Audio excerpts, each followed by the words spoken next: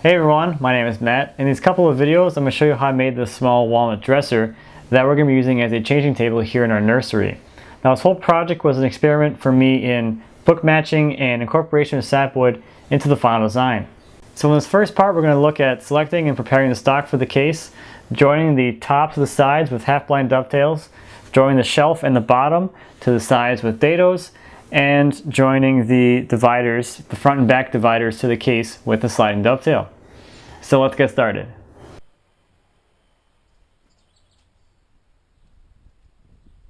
For this project, I had two pairs of sequential boards that I could use to make up the case.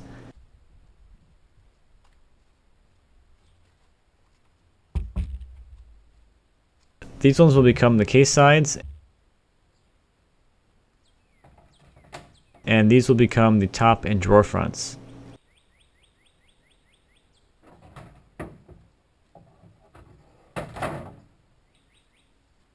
Probably my favorite part of any woodworking project is laying out the parts. Here I just have a listing of the part sizes I'm going for, and I tried to find the best parts of the board to make up those project parts.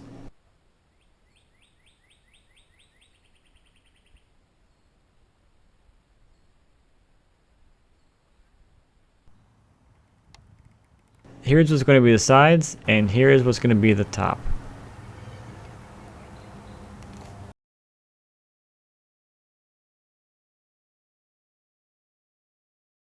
I'll make all my rough cuts and bring the boards in to be processed.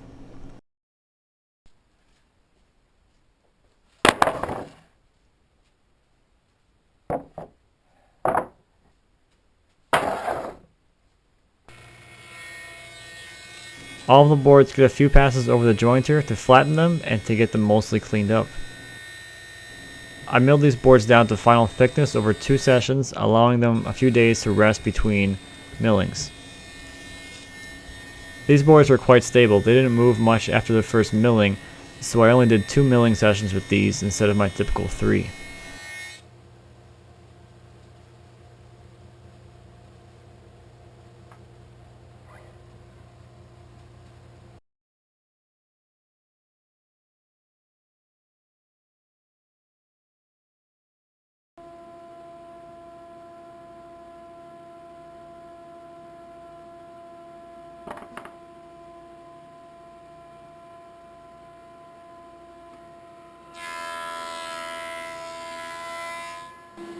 Here I'm trying to read the grain direction on this board to decide which is the best direction to feed it to the planer.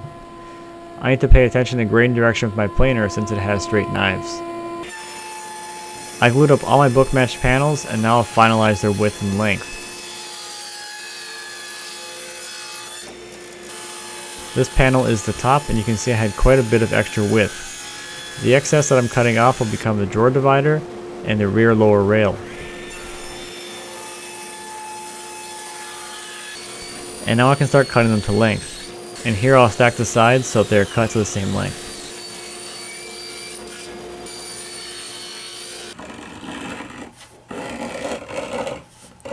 Now I can start working on the joinery that will connect the top to the sides. For this joint I'm going to be using half-blind dovetails. I start by marking out the length of the tails onto the top with a marking gauge. I'm using the bandsaw to cut the tails, using a wedge against the fence to cut at my desired angle. I'll flip the board over to make a symmetrical cut on the other half and then turn the board around to make the same cuts on the other end. This is about as big of a piece that I would feel comfortable doing this with. Any bigger and it would become too awkward to handle.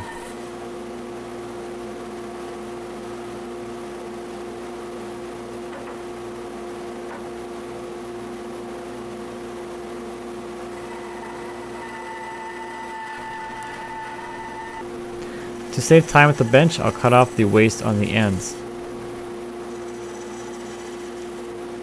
Back at the bench, I chiseled the waste from between the tails, and I cleaned up this area of crotch figure with a card scraper just because I couldn't help myself.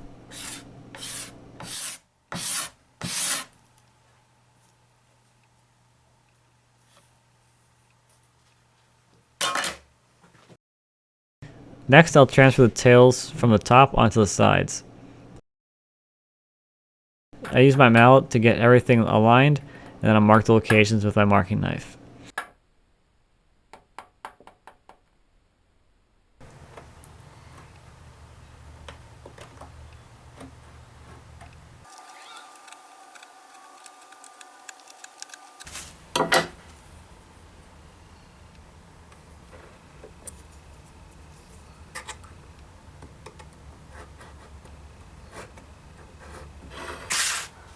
Now I'm ready to start removing waste on the pinboard. On larger projects, I like to use a router to remove as much of the waste as I can.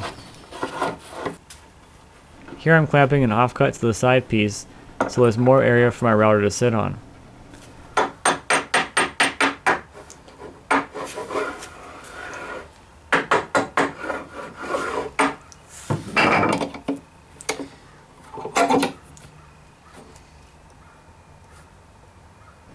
And then I'm just marking the inside of the knife lines with the pen so I can see where to start and stop better. I make a pass to establish the area I'm going to remove. I need to be down low to be able to see those pen lines.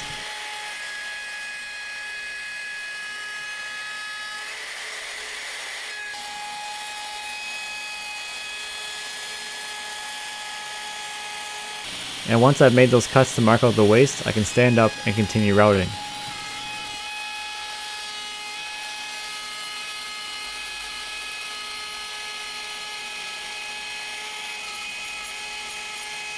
I'm removing the waste in 2 passes, and on the last pass I set the router depth to leave just a little bit of material so I can chop it away later.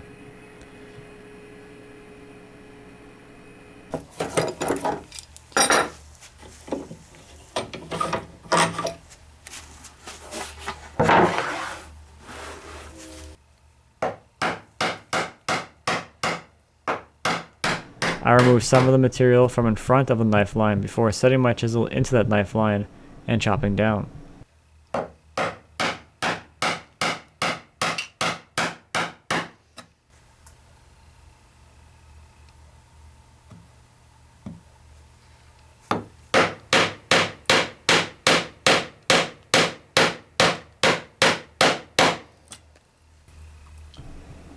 And while the side is flat on the bench, I'll start cleaning up into the corners a bit.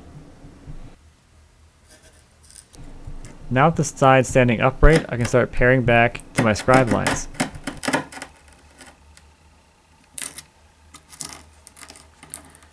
I'll work along the sides and then move to the back of the pin socket. The grain here is pretty straight, so I'm able to chop down from the end grain without any issues.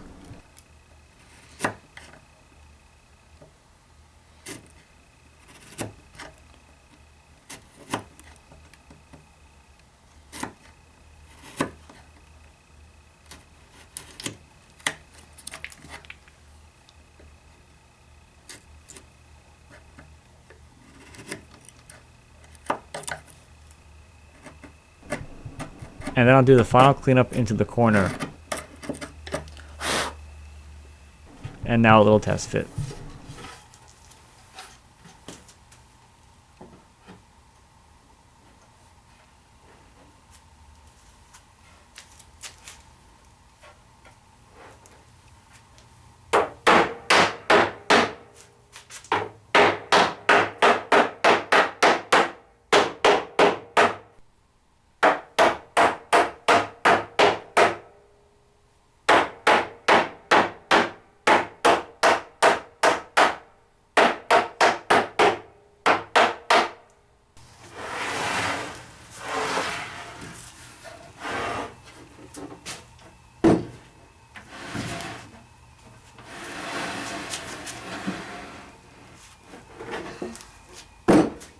Next I'll work on the shelf and bottom. The shelf is going to have one face and one edge visible, and the bottom will just have one edge visible. The panel I'm gluing up here is going to be the shelf. Next I'll cut the Stop Dedos with my router and a 1/2-inch spiral bit. I cut a spacer for my router to write against, which is the right offset from the underside of the top, to put my dado right where I want it. For the bottom's dado, I cut another spacer, and this time I'm referencing off the shelf's dado. And I just planed a board down to fit into the first dado, and referenced off of that.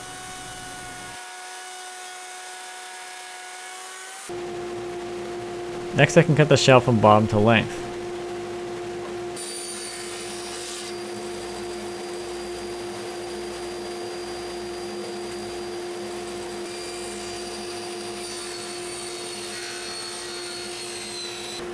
And now I'll rabbet both sides of the board to remove enough material so it will fit into the dado.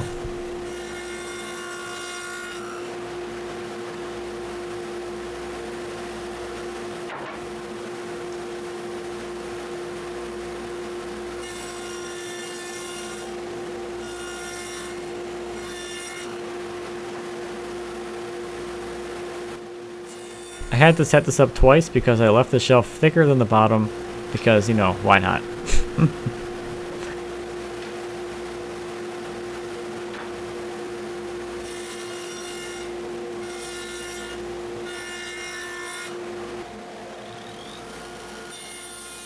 I'll also run the rabbet for the backboards while I have the dado stack installed.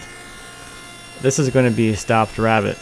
If I was smarter, I would have cut a half tail on the back of the top instead of a half pin so the rabbet would be covered.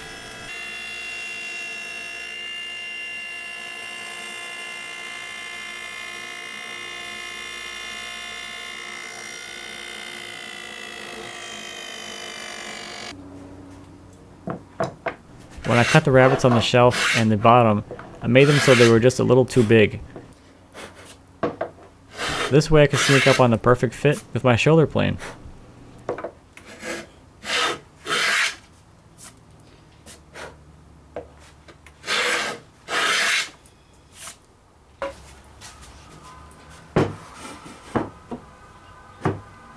That's fitting nicely. So now I can notch the front so it'll fit over the side.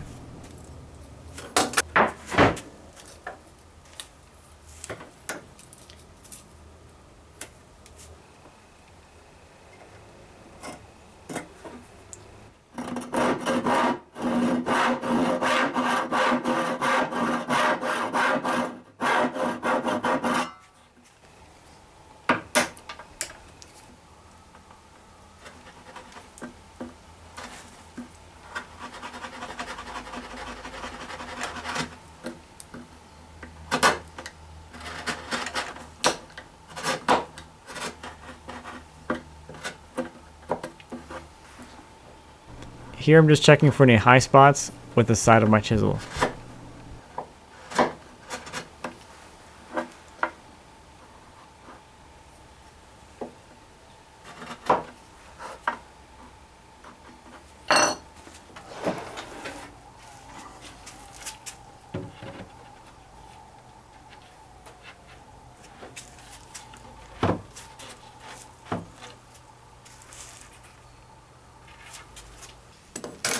The next thing I'm going to work on is the web frame that divides the drawers.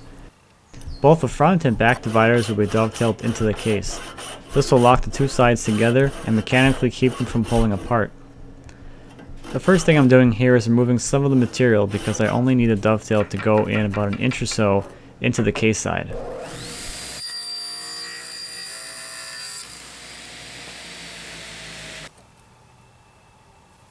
Back at the bench, I'll draw some guidelines so I can start sawing the dovetail into the divider.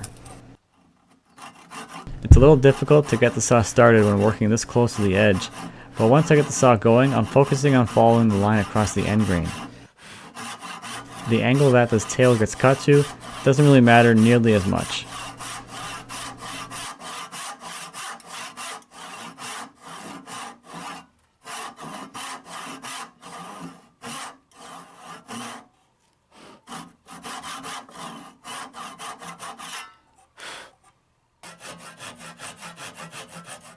Then I'll just saw away the waste and clean up to the line with a chisel.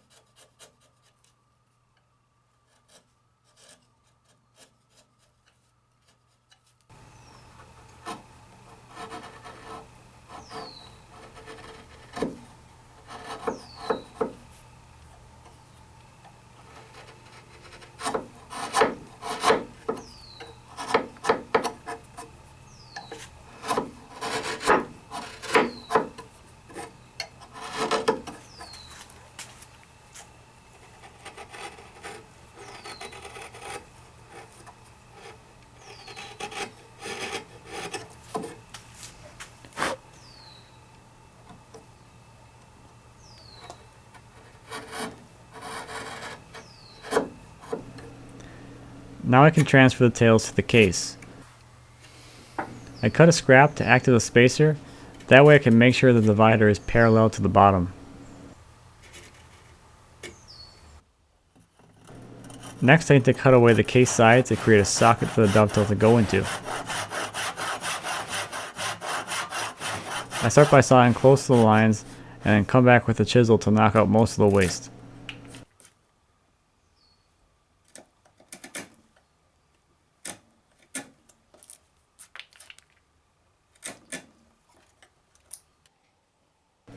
Once I have a lot of the waste removed, I'll come in with a router and remove a lot more of the waste. Removing a bunch of the waste before using the router makes the router just easier to control.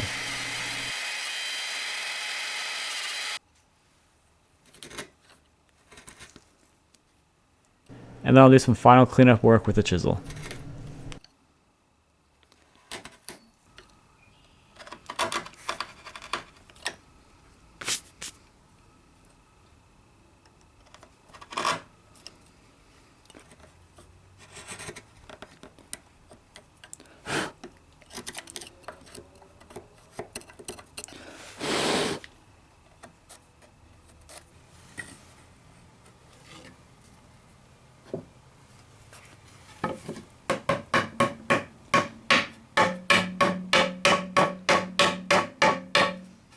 So that's it for the first part. In the next part, we're going to look at the lower rail, both the front and rear one. The front one has this nice curve to it. We'll also look at assembling the entire case, gluing it up, making the drawers, and making the backboards. So thank you as always for watching. I greatly appreciate it. If you have any questions or comments about anything I showed today in the build video, please feel free to leave me a comment. As always, I appreciate those, and I'm happy to answer any questions you might have. And until I see you in the next one, happy woodworking.